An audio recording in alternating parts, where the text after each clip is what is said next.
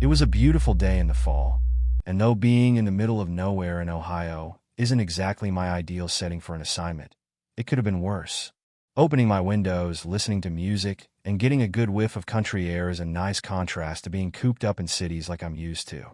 The sight of brown stalks of corn populating the miles of fields along the road was welcome, as was the cool and clean smell of the air.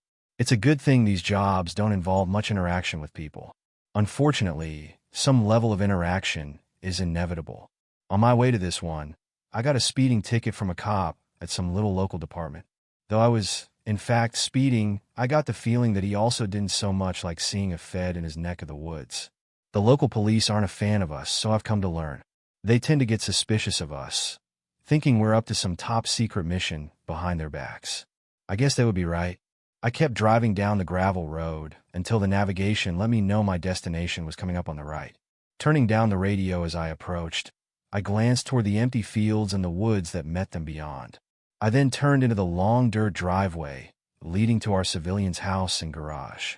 I rolled up and parked with my trunk facing the porch.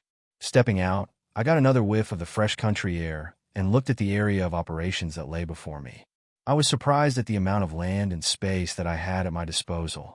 Space is good for these jobs. Additionally, I was informed that there weren't any neighbors close enough to worry about. I couldn't have asked for a better setting. After stretching and letting out a light sigh, I decided it was time to get to work. I pulled the keychain out of my pocket and unlocked the front door. It seemed like a nice enough place. It was certainly nothing worth complaining about given the conditions of houses I've faced in my previous assignments. I went back outside to my massive, government-issued vehicle and opened the trunk. I pulled the first couple of duffel bags worth of equipment out and brought them inside. The kitchen was as good a place as any to set up. After making 5 or 6 trips of dragging heavy bags and boxes of my junk into the house, I went back outside to open the garage. Thank God we were able to catch this case early and the civilians were able to make it out in time. It also meant I got room in the garage to park this thing. All that remained in the truck was the large metallic box, but I wasn't going to need that until later. I shut the trunk and pulled my vehicle into the garage, closing it on my way out.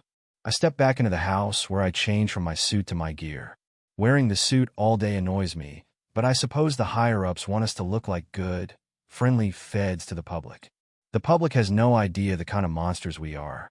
I unpacked box after box of equipment and weapons. I loaded up my Glock 17 with its extended 30-round magazine, just as I did with my standard .556 rifle. I checked the laser sights on both. All good. Next was my favorite, the .338 with the best scope you could ever ask for. It sure is nice having a virtually infinite budget. Perks of working for the U.S. federal government, I suppose. The final firearm I brought was my personal .357 Magnum revolver that I kept holstered on my chest. I figure it's never a bad idea to have one more gun, just in case. Maybe I should have brought more on this one.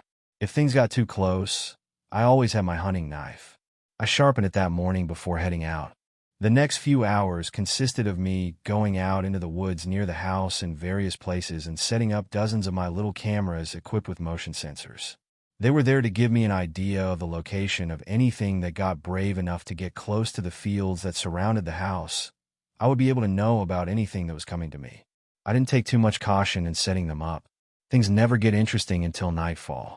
I returned to the house where I turned on my laptop and assured that all the cameras were connected and working. I could see every single one of them from there and would know if anything so much as moved. I then got situated on a chair by the kitchen table, where I opened the window and set up my .338 rifle to watch the fields with. I suppose it would be worth mentioning why I'm out here, setting up fancy equipment in the woods and loading up an arsenal of guns while I'm alone in a farmhouse that isn't mine. Let's back it up. March 1st, 2017, 3:33 a.m., Iowa. Dispatch gets a call from a local farmer. He claims to be looking at a figure standing still at the edge of a tree line on his property. The description given by the farmer was that of a man of average stature and build, clothed in a loose black or gray shirt and trousers, and a large-brimmed hat. The farmer tells dispatch that he had awoken abruptly roughly an hour earlier, unspecified as to why. He spotted the figure outside his kitchen window soon after. The figure had been standing near the edge of a row of trees. It was facing the house and hadn't moved a muscle since the farmer noticed him. The farmer quickly retrieved his rifle and walked out onto his lawn, proceeding to brandish his firearm and tell the trespasser that this property was his and to leave immediately. The farmer, seeing that the man remained unthreatened by his warning and display of a firearm, retreated back into his home to retrieve his phone and call 911 as he continued to watch the figure from his porch. During this call, the farmer's voice was noticeably nervous and frightened. The desperate tone and quivering speech continued to worsen as he went on explaining the situation to dispatch. Dispatch instructed the farmer to remain where he stood and not to approach the trespasser. Dispatch reassured the farmer that the police were on their way. A few quiet and uneventful minutes passed. Then, without warning, the farmer let out a horrified scream through the phone. The call was disconnected seconds later. The police began their over 40-minute drive to the residence. Halfway to their arrival, multiple new calls were coming to dispatch from the farmer's neighbors. They reported seeing a large stack of smoke coming from the farmer's home, and the closest reported seeing the house on fire. By the time police arrived, the house had burned to the ground. The fire department arrived shortly after, but oddly enough, the fire had completely subsided. What remained was the charred crumbs of what was once a house. The firefighters that arrived on site were bewildered by how quickly the fire must have burned the house. There was no explanation they could fathom. The police searched the nearby fields and woods for the farmer and alleged trespasser to no avail. However, their search was quickly called back upon the findings of the firefighters in the house. The man's charred bones were found beneath the rubble, but not as they should have been. It became clear after further investigation that the man's limbs were ripped from his body before it was incinerated at an impossible speed. .308 bullet casings were found where the porch of the house used to be. The rifle was found just outside of the house, unscathed despite its proximity to such a violent fire. This was the first, but far from the last. October 28, 2017, 11:07 p.m., Montana. Dispatch gets a call from a rancher who spotted a woman in an old-fashioned black and white dress and wearing a linen cap. The rancher claimed the woman was standing amongst his cattle and not moving. The rancher expressed no panic or concern for his safety over the phone, but rather a concern for the woman in the field. The rancher also noted that his cattle kept their distance around the woman. An ambulance arrived at 11:29. Paramedics found no trace of the alleged woman. They walked to the entrance of the rancher's house and discovered his door to be unlocked and open. After calling for the rancher and getting no response, they stepped inside to be greeted by the corpse of the rancher, hanging from a noose in his stairwell. The man had no history of mental illness, and none of his relatives or acquaintances had any reason to believe he was suicidal. Additionally, an autopsy report concluded that both arms were broken in multiple places, as well as every finger, as if they had been crumpled together by a great force. He could not have tied the noose himself. November 29, 2018, 2:06 a.m., Wisconsin. Dispatch gets a call from another farmer. He had spotted a woman in an old black and white dress and linen cap. The woman had been standing in the long driveway from the road to his house, lit by the lamp that covered it. She stood motionless in the cold, windy, and heavily snowing weather. The farmer and his wife were later found under a collapsed wall of their crumpled house with stones placed on top. They had been placed in a seemingly orderly fashion until there was enough weight to crush their bones. This happens to be the first incident we have on record with photo evidence. A trail cam owned by the farmer and his wife a few acres away from the house caught a picture the night of the incident. It caught a picture of the woman exactly as the farmer had described. Black and white dress, white linen cap. It looked as though she had stepped through time from hundreds of years before and placed like a mannequin in front of the camera. May 30th, 2019, Minnesota. September 3rd, 2019, Nebraska. January 4th, 2020, South Dakota. I could go on, but the point is that these incidents have been happening more and more frequently, and they aren't stopping. We do know what they are, or at least what they're supposed to represent to us. Every single one of these people lived in North America during the witch trials. We don't believe they were the ones who were executed. We believe they were the ones who made the accusations, the ones who got their neighbors killed, the ones who carried out the executions, and now they're back to kill again. Luckily, my department picked up on these patterns early on and designated a team to deal with them. There are a few hundred of us. I am in the dark about what everyone does exactly.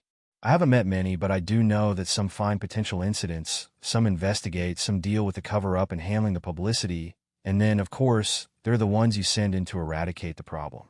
That's where I come in. I am here to hunt them down, to put them back in their graves, so it would seem. Sometimes I get here before they've claimed a victim, sometimes after. But their reign of terror comes to an end with me. They've never gotten away from me, and I have never failed an assignment.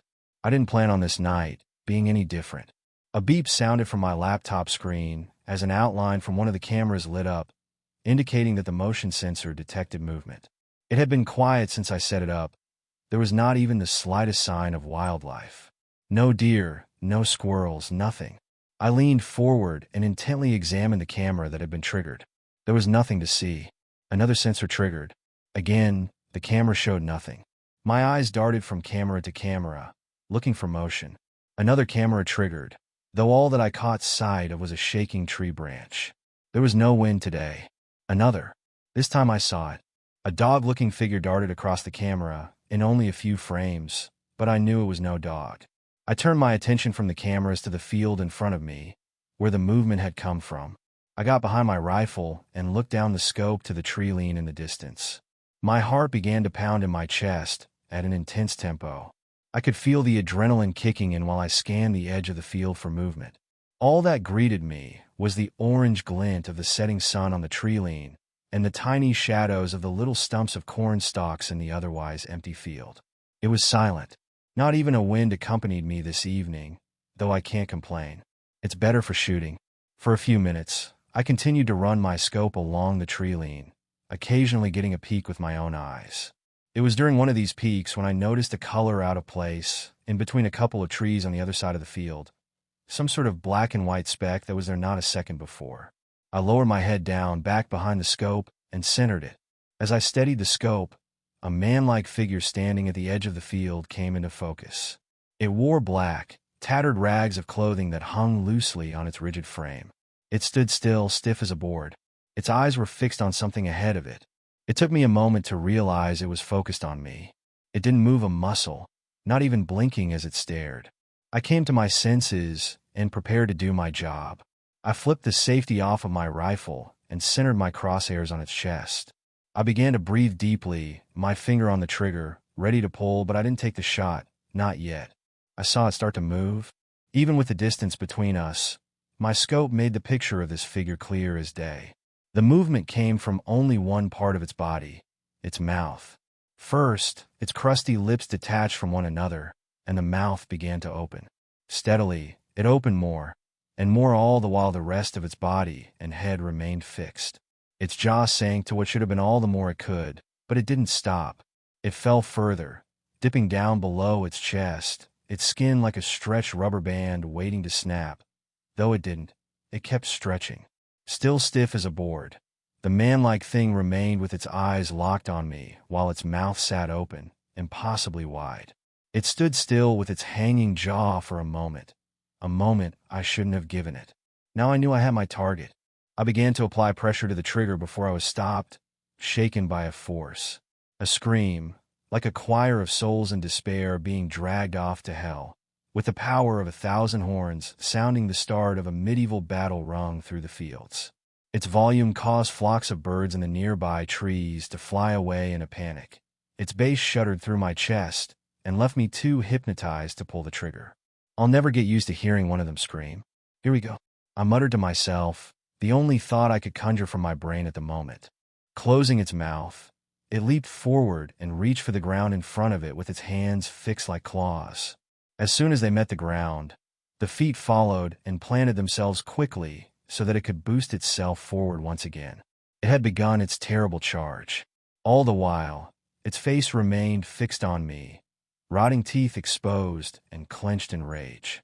The speed at which it rushed across the empty field would make a deer running for its life look lazy in comparison, but I was the prey here. Though my heart began to race at the sight of this abomination barreling toward me, this anomaly of hatred and hunger bound to flesh, I remained calm. I began to steady my breathing, taking control of each breath, in and out. Inhale, exhale, inhale, exhale, inhale, exhale. Squeeze. The crack of the shot rang out through the dimming sky and the field before me, my response to its enraged scream. I remained fixed on the target, observing the spatter of blood as it shot from its back. It began to scream again, this time rapidly and desperate in tone. I quickly moved the bolt and chambered the next round, accompanied by the soft ring of the brass bouncing on the floorboards under my chair. Although I managed to land a clean shot to the chest, it didn't do much. It kept running, keeping on at its same speed, though now it changed its direction and was running adjacent to my position in the house. It was trying to flank me. It wanted to find a way around my line of sight. I couldn't let it. Again, I took control of my breathing. Slowly, I drifted my rifle on the bipod until the creature came back into view. Its limbs pounded at the ground with speed and power as it propelled itself across the field. I'll never get used to seeing one run either. Starting behind it, I continued to move the scope, just fast enough to begin gaining on him, just fast enough to let the crosshairs catch up. Inhale. Exhale. The crosshairs slowly began to overtake it. Inhale. Exhale. Squeeze. I chambered the next round quickly. This shot brought him to the ground, but it didn't keep him there. After a short tumble, it rose and began to run again, this time back towards the woods it came from. Inhale. Exhale. Squeeze. The third shot grazed its back. Frustrated, I chambered another round and took aim, but it was far too late. Before I could even begin to line up my fourth shot, it had taken one final leap from the field back into the tree line it came from. I let out a sigh and hung my head in disappointment. I knew what I had to do next, but I sure as hell didn't want to. The last flickers of sunlight shone through the open window and lit my .338 rifle as I reloaded the magazine. I sat and stared blankly at the screen in front of me, hoping a camera would pick up some sort of movement that could clue me into wherever it ran off to. Knowing my luck, I shouldn't have expected it to. After coming to terms with reality, I stood up and grabbed my .556, slinging it around my body and letting it hang in front of me. I aimed it down, looking through its sight and testing its laser again before checking the chamber. Good to go. Next, I adjusted the night vision set to my head before picking up my .338 and heading for the door. As I stepped outside, I let out another sigh, this one of stress. Hunting these things at night, on their own turf, is never as fun, nor as easy as finishing them quickly from a distance, but what choice did I have? I just wanted to get it over with. I flipped down my goggles and switched them on, illuminating the dark field in green and white. I began my long walk across. It took me longer than expected. The speed of that monstrosity caused me to underestimate the size of the field. Each step I took was slow and quiet. I didn't want the crunch of my feet meeting the dirt and remnants of corn stalks to disturb my hearing. If that thing made a noise, I needed to hear it. If only I could have quieted my incessant, heavy, nervous breathing, too. I was not even halfway to the tree line when I reached the first pool of blood, where I had shot it for the second time, and it decided to retreat. Bits of flesh were scattered about the ground, but I didn't care to stop and look. Instead, I focused on the blood I could see that led back into the woods. Any experienced hunter has had to track a deer or two. It can be very frustrating. The trail isn't always so clear, and you never know how far it has gotten. In my case, I knew this thing was still alive, and it was angry. I continued my walk, splitting my attention between the blood trail on the ground and the tree line in front of me, scanning for movement and listening. If I was lucky enough, it would have gotten bold and tried to take me down in the field. Unfortunately, I'm not so lucky. Silently, I followed the trail until it met the woods. I stopped walking and calmed myself. I didn't want to go past those damn trees, but there was no avoiding it. I had a job to do. I extended the bipod of my .338 and lowered it to the ground before raising the stock of my other rifle to my shoulder. I took a deep breath and resumed my walk, now even slower and more cautious. At least now my heavy breathing would be drowned out by the sound of snapping twigs beneath my feet. Immediately upon entering the woods, I spotted the next sight of blood. It came from a tree branch, its leaves covered in the dripping crimson liquid. I walked up to observe, only to notice more blood on the branch above that one. And the next. I noticed the pattern and followed each branch up, one by one, each with its leaves covered in blood. Suddenly a mass moved on top of the tree, next to the one I was looking up at. I swung my rifle up, pointing above me at the top of the trees. The mass turned, and into view came two glowing eyes, like white lights in my night vision. It opened its mouth again to let out another deafening scream, but I raised my rifle and took aim. Its scream was cut short by a bang from my barrel and the thud of the rounds meeting flesh. I was only able to squeeze half a dozen rounds off before it leaped away to the tops of the neighboring trees. I kept shooting as it jumped from one tree to another, though within seconds it was out of my line of sight. I charged through the woods after it and watched it leap impossible distances, shaking trees so hard I thought some might snap. All the while I kept trying and failing to line up a clean shot. The ones I did manage to squeeze off were either misses or ineffective. Even at the full-on sprint that I managed to sustain for a good few minutes, I was barely able to keep up. I almost abandoned the chase entirely before I saw an opportunity. There was a clearing ahead, a trail. The distance across was far too wide for it to jump. It took a sharp right once it realized this and began jumping from tree to tree along the trail. I rushed into the opening before kneeling to line up a shot. I followed it with my sights, tracking the timing of each leap and letting it land and leap once more before it settled on a new tree. I shot off 2 more rounds as it braced to leap again. They were perfectly placed, and its body tumbled in the air and crashed violently to the ground. Having lined up my sight, I squeezed the trigger again to hear the absence of a gunshot, replaced by the click of the firing pin in the empty chamber. I screamed curses at myself as I quickly exchanged magazines. By the time I looked up, the body was already gone. I got to my feet and continued down the trail at a jog-like pace with my rifle at the ready. I was beginning to get frustrated more than anything. I've put dozens of these things in the ground before. I didn't understand why was I having such a hard time with this one. As I approached a curve in the trail, I slowed my pace and brought the stock of my rifle back to my shoulder. I approached the curve from the outside of the trail, trying to get a clear view of what was beyond when my head violently snapped to the left. My vision went suddenly dark, and it took me a few moments to realize that I wasn't dead, nor was I unconscious. Something hit my night vision goggles and knocked them clear off of my head, breaking the mount they sat on. My eyes were only beginning to adapt to the dark when another object came flying towards my head, narrowly missing as it whistled forcefully past my ear. It was a rock, around the size of a football. I couldn't help but glance behind me in astonishment at the object that had nearly decapitated me before turning my attention back to what threw it. Sure enough, there it was, standing behind the trees at the corner of the path. I let my anger take control and began to fire rapidly at its torso. My disregard for accuracy hardly mattered at this range. Regrettably, it meant I was now closer than I would have liked, and it began to charge. I landed shot after shot. Blood spurted from its back and painted the tree branches and leaves that it passed as it barreled toward me. Again, my magazine went empty. Instead of bothering to reload a new one, I quickly drew my Glock and continued my rapid fire on the beast. It broke into the clearing and fell to all fours before it leaped forward and ran as it had done in the field. It closed the distance between us in seconds. A hand clenched around my throat, and I was lifted off of the ground like a feather. It kept running, past the edge of the clearing and carrying me into the woods. I continued to pepper it at point-blank range with my pistol. Between shots, I could hear its hysterical laughter directed at my futile efforts. Its face smiled with a look of sadistic insanity. I continued shooting until my magazine went dry and I was stuck with an empty gun. With nothing else I could do, I began to beat its face with the empty pistol. This seemed to piss it off.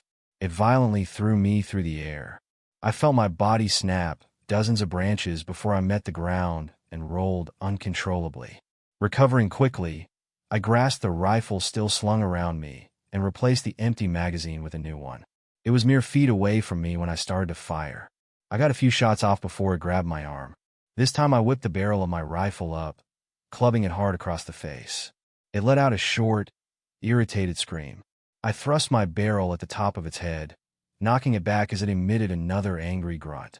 It reached up with its left arm and tried to grab the barrel before half of its fingers were blown off by my next shot. It recoiled its arm in pain before swinging it back at me.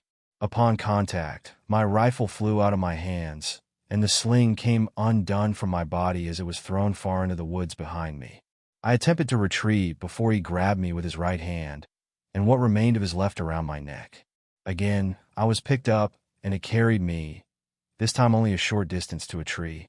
My back cracked as I was slammed into the bark. It looked up at me and smiled again. We killed our sinners. We brought justice to our land. I ignored its foul speech, lifting an arm and hooking it across the face with a firm punch. It had no effect. You are all sinners, and you will die for your sins as they did. Again, I struggled and pummeled its face with everything I could muster, but it still did nothing. Now go and burn in the lake of fire, it shouted, before laughing with a dozen sadistic voices, all coming from its mouth. It opened its mouth, and its jaw was once again stretched to what should be an impossible level. It lowered me until I was level with it. It moved its open mouth toward my head, shaking with rage. Its teeth now inches from my face. Its breath foul. With my left arm, I drew my knife, slashing it across the chest before plunging it into its neck. I hooked a punch with my right arm that finally caused it to stumble. It wound up its own punch and let it loose. I narrowly escaped, ducking out of the way before its fist met the tree and went right through, splitting it in half before the wood tumbled to the ground. I took this opportunity to draw my .357. He recovered from its punch and faced me, pulling the knife from its neck and letting blood spurt and gush. It stared me down as it slowly approached, ready to deliver its finishing blow. Its head was shaking now, harder than ever in anger. Its mouth hung open to half its capacity where it showed its rows of rotting human teeth. I raised my revolver and attempted to steady my sights, but I was too shaky. I quickly collected myself. Inhale. Exhale. The front sight became level with the rear. Squeeze. The recoil caused the gun to rise enough for me to get a look at the damage. I clipped its mouth in the corner of its jaw. It hung open, with one side detached completely. It wailed in pain as it gargled its blood and crumbled to the ground. I aimed again, cocking the hammer. Squeeze. With the second round, I detached its jaw completely. Let's see you bite me now, I painfully muttered with anger. It dropped my knife and was now laying flat on its back, breathing heavily. I approached, cocking the revolver again as I did. It reached out with its mangled hand, but I kicked it away before placing my barrel to its skull.